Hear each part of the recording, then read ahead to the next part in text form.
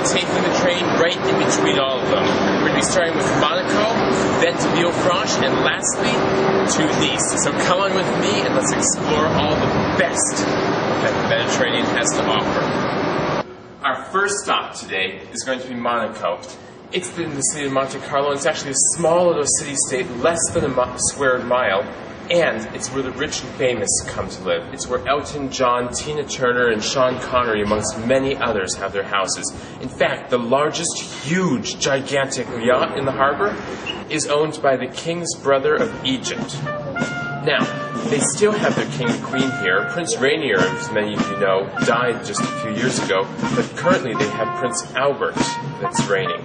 There's the huge casino, amongst all kinds of other things to see, and it's one of the most beautiful places in the entire French Riviera.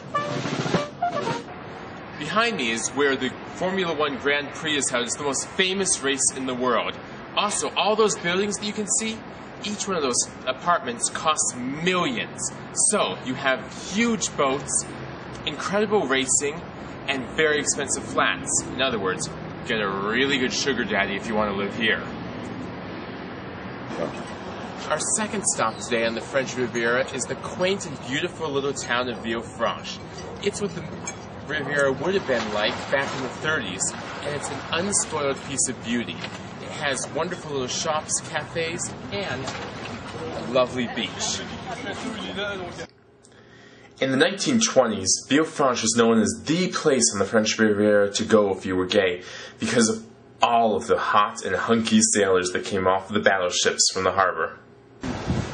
And our third destination, or menage-a-trois on the French Riviera, is Nice. It's actually the premier destination on the French Riviera, and it's where people come from all around to enjoy the beautiful architecture, which is very reminiscent of Paris. They also come here for the food, and what I think that you should come here for are all those guys in their speedos sunning themselves on the beach.